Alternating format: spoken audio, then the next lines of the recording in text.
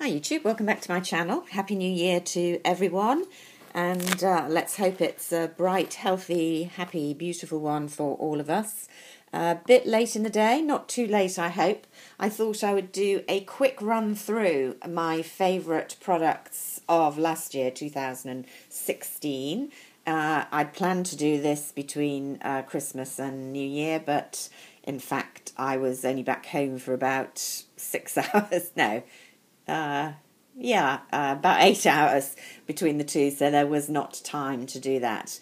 So the criteria for favourites of 2016 is that I first bought them in 2016. I have other favourite products that I often talk about in my monthly favourites. Well, sometimes talk about my monthly favourites, or when I'm doing makeups of the day or whatever. And they're favourites from all time. These are, by and large, although I will do some comparisons with other older products, these are items that I bought in 2016, so they're either launched in 2016 or I first got them then. So, a lot to get through. I hope I don't have to split this, but let's go off at a pace.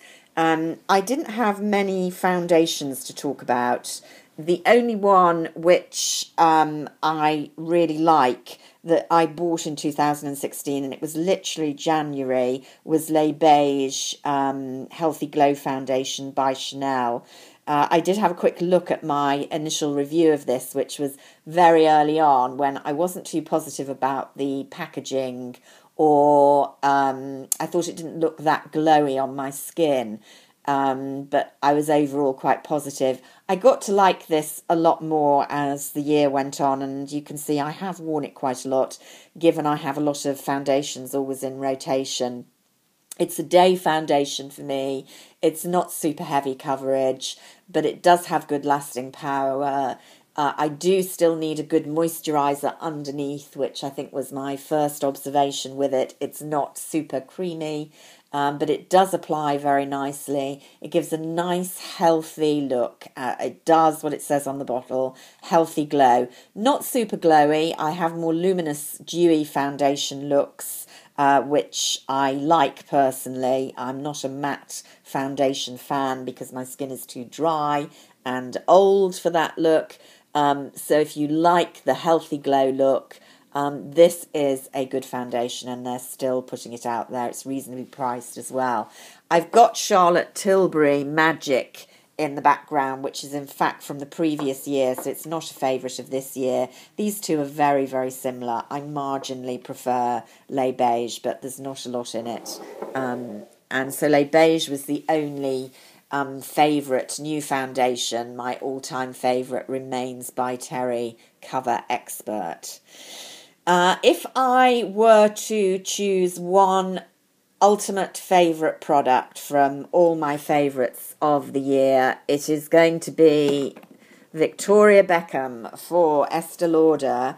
Although this is a bit of a cheat because it's the highlighter illuminator in Modern Mercury, which was an existing historical Estee Lauder product, I believe, that Victoria Beckham requested them to bring out again. I really like the Victoria Beckham collection. If you've watched my videos in the year, I'm a reluctant fan. The only product I didn't greatly rate was the Morning Aura. I mean, I'm using it, it's okay, but it's nothing special. The others I really liked, but this is my favourite product of the year. A glorious highlighter, but I pick it as my all-time favourite product of the year because it's so much more. I actually have been using this, particularly on holiday, as an eyeshadow. It's so pigmented, but such a super flattering colour, even for fair-skinned, even though it's very, at first sight, glittery. It's not glitter particles. It doesn't have fallout. It's a shimmery glitter, as it were, that I actually wear on the eyelid straight up as an eyeshadow. No primer needed. It lasts really well on me. And just with a slick of mascara, maybe a little blusher and some lip balm, a really nice natural look. As a highlighter, it is very pigmented, so I actually use a fan brush, but Gorgeous consistency, gorgeous texture, no fallout, product of the year. Also in the highlighter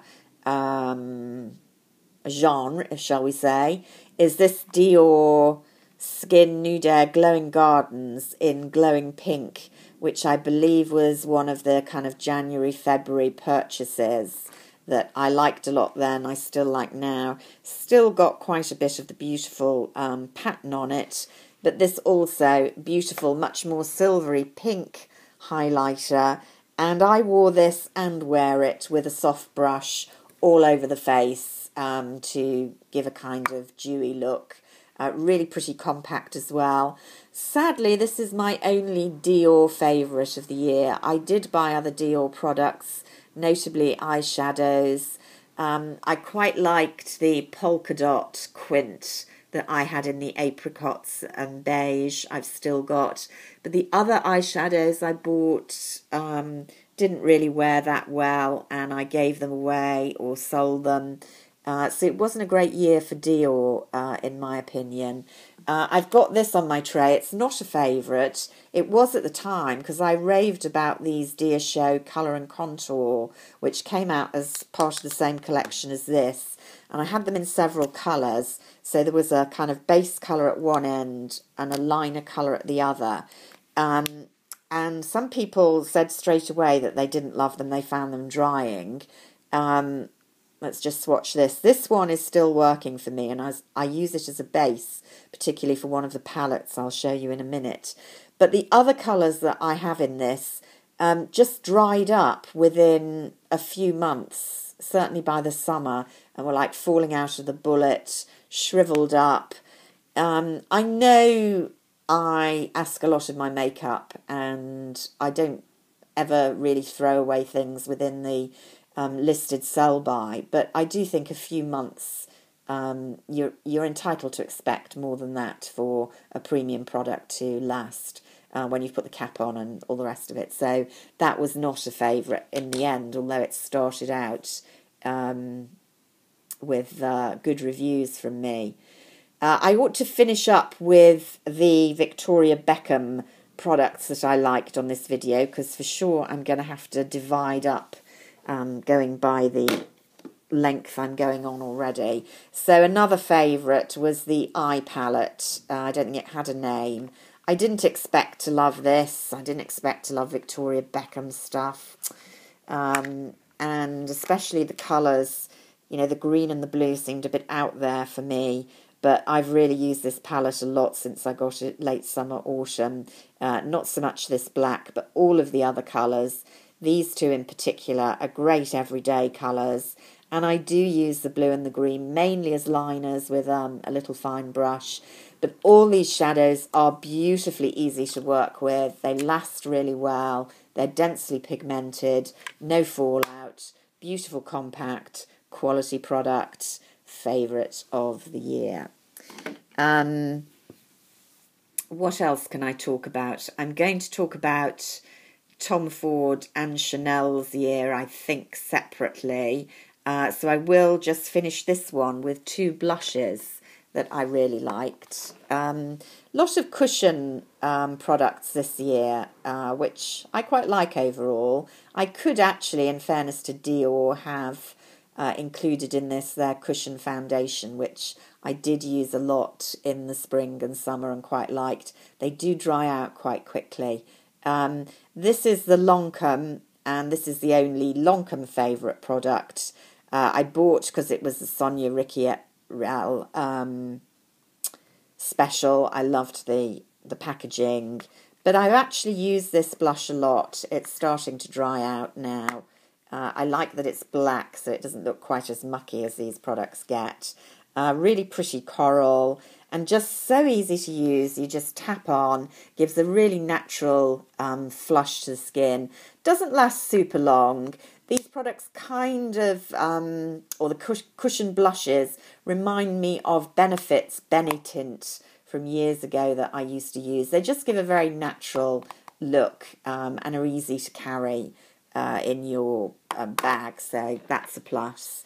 And then another late favourite, some of you laughed at my amazement when this came out during the Advent daily openings from my Space NK Advent calendar.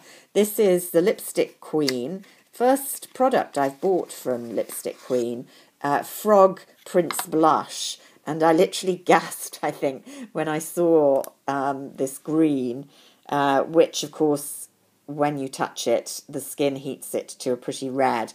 I was very dubious that this would work as a long-lasting blush because it seems so gimmicky to me, but it does. It lasts really, really well. It's a nice combination between kind of cushion cream blushes and just very easy to use. So I have been using that quite a bit since I got it early in December, and I think I will be making it an ongoing favourite of mine.